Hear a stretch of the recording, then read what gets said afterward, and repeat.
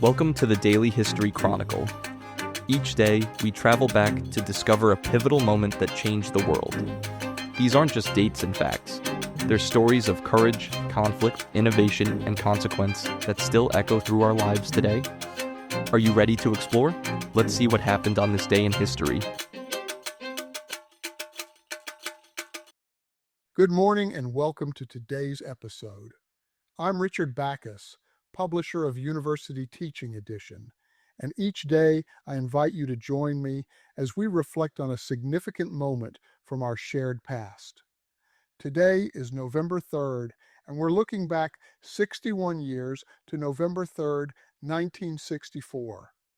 On that day, Americans went to the polls and delivered the most lopsided presidential victory in modern history. Lyndon Johnson crushed Republican challenger Barry Goldwater, winning 61% of the popular vote and 486 electoral votes to Goldwater's 52. It was a repudiation so complete that many predicted the Republican Party would never recover. But the 1964 election was about more than just numbers. It was about the direction of America, civil rights, the role of government, and the politics of fear. And it featured what many consider the most controversial political advertisement ever aired: a little girl, a daisy, and a nuclear explosion, the shadow of Dallas. To understand the 1964 election, we must begin on November 22, 1963, in Dallas. When John F. Kennedy was assassinated, Vice President Lyndon Johnson took the oath of office aboard Air Force One, Jackie Kennedy standing beside him in her blood-stained pink suit. Johnson inherited a nation in shock, a legislative agenda stalled in Congress, and enormous expectations. But LBJ was no Kennedy. Where JFK was young and charismatic, Johnson was older and crude. Kennedy inspired, Johnson strong-armed. Yet Johnson had something Kennedy lacked: deep knowledge of how Congress worked. As former Senate Majority Leader, Johnson knew every senator's pressure points, ambitions, and weaknesses. Within months, he was using Kennedy's martyrdom and his own legislative genius to pass bills that had languished for years. Most importantly, Johnson pushed through the Civil Rights Act of 1964, the most significant civil rights legislation since Reconstruction. It banned discrimination in public accommodations, employment, and federally funded programs. Southern Democrats were furious. When Johnson signed the bill in July, he reportedly told an aide, "We have lost the South for a generation." He was right, though it would actually be much longer than that. Johnson also launched his vision for the Great Society, an ambitious program to eliminate poverty and racial injustice. Medicare, Medicaid, federal education aid, environmental protection, and urban renewal would all flow from this vision. But first, Johnson needed a mandate. He needed to win the 1964 election decisively, on his own terms, not just as Kennedy's successor. Barry Goldwater's crusade. The Republican nominee was Senator Barry Goldwater of Arizona, a principled conservative who believed the Republican Party had drifted too far left. Goldwater wanted to roll back the New Deal, make Social Security voluntary, and give military commanders more freedom to use nuclear weapons. He opposed the Civil Rights Act on constitutional grounds, arguing that the federal government was overstepping its authority, though he personally supported desegregation. Goldwater was honest to a fault. When he said, "Extremism in the defense of liberty is no vice," at the Republican convention, moderates gasped. When he suggested using low-yield nuclear weapons in Vietnam, people panicked. His campaign slogan, "In your heart, you know he's right," was mocked by Democrats as, "In your guts, you know he's nuts." Goldwater represented a new conservative movement that would eventually transform American politics. He believed in individual freedom, limited government, and anti-communism. His supporters were passionate. Young conservatives like William F. Buckley Jr. and future politicians like Ronald Reagan rallied to his cause. But in 1964, most Americans weren't ready for Goldwater's message. On September 7, 1964, a television commercial aired exactly once during NBC's Monday Night at the Movies. It ran for just 60 seconds, but would be remembered for decades as the most controversial political ad ever made. The ad opened with a little girl in a field, picking petals from a daisy and counting 1, 2, 3, 4, 5, 7, 6, 8, 9. Her sweet, innocent voice is suddenly interrupted by a man's voice counting down 10, 9, 8, 7. The camera zooms into the girl's eye, which fills the screen, and then a nuclear explosion erupts. President Johnson's voice intones, "These are the stakes: to make a world in which all of God's children can live, or to go into the dark. We must either love each other or we must die." The ad never mentioned Goldwater's name. It didn't need to. Everyone knew the message. Goldwater was reckless with nuclear weapons and would lead America into atomic war. The Republicans exploded in outrage. The ad was pulled immediately, though not before every news program in America showed it, giving it far more exposure than a paid commercial could achieve. The Daisy ad was brilliant, ruthless, and manipulative. It transformed political advertising by demonstrating that emotional appeals and fear could be devastatingly effective. Every negative political ad since owes something to that little girl counting daisy petals. Civil rights and the Southern strategy. The 1964 election was fundamentally about civil rights, though not always openly. Johnson had championed civil rights legislation. Goldwater had voted against the Civil Rights Act.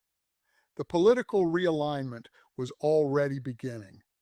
For nearly a century after the Civil War, the South had been solidly Democratic. Southern whites couldn't forgive the Republican Party for Lincoln, Reconstruction, and racial integration. But the Democratic Party's embrace of civil rights under Kennedy and Johnson was breaking this coalition apart. In 1964, Goldwater won only 6 states, his home state of Arizona and 5 Deep South states, Louisiana, Mississippi, Alabama, Georgia, and South Carolina. These southern states, which had voted Democratic since Reconstruction, flipped Republican for the first time. It was the beginning of a massive political realignment that would reshape American politics for the next 60 years. Johnson understood what was happening. His prediction about losing the South was coming true immediately. But in 1964, Johnson still carried enough of the nation, including moderate southern states like Texas and Arkansas, to win overwhelmingly. The question was whether this was the last gasp of the New Deal coalition or the beginning of something new. Election night, November the 3rd, 1964, was a Democratic tidal wave. Johnson won 44 states plus the District of Columbia. He carried traditional Republican strongholds like Vermont and Kansas. He won 61.1% of the popular vote, the highest percentage in the modern era. Democrats picked up 36 House seats and 2 Senate seats, giving them overwhelming majorities in both chambers. Goldwater's concession speech was gracious. He urged his supporters not to give up on conservatism. "I have no bitterness, no rancor at all," he said. "We fought a good fight. We didn't win. But remember that our job is really just beginning."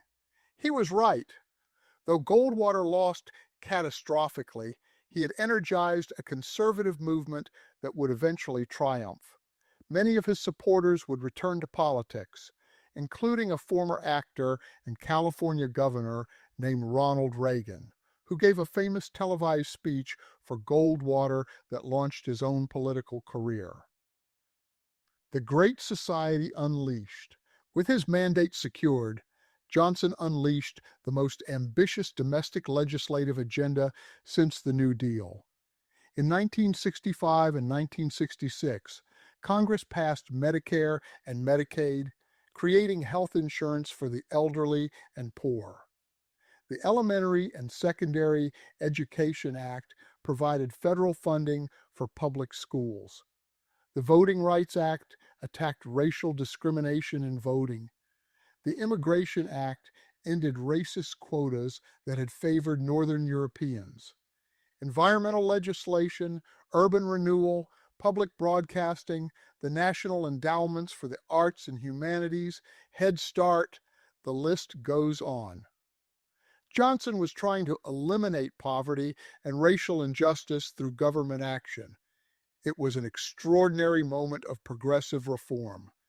But the Great Society had a fatal flaw: Vietnam.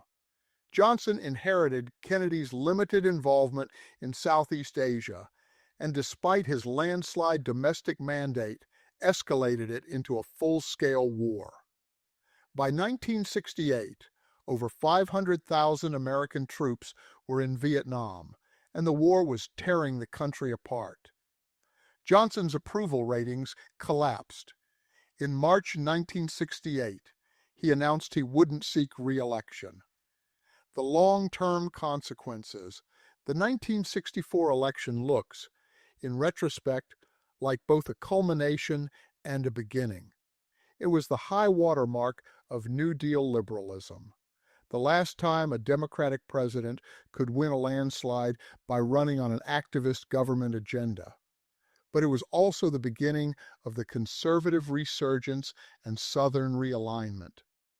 Goldwater lost in 1964, but his message eventually won. Ronald Reagan's 1980 landslide victory vindicated many of Goldwater's ideas about limited government, individual freedom, and anti-communism.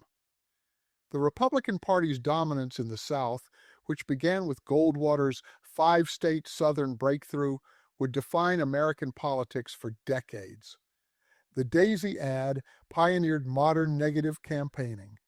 Every attack ad since, questioning opponents' judgment, invoking fear, using emotional manipulation, follows the template it established.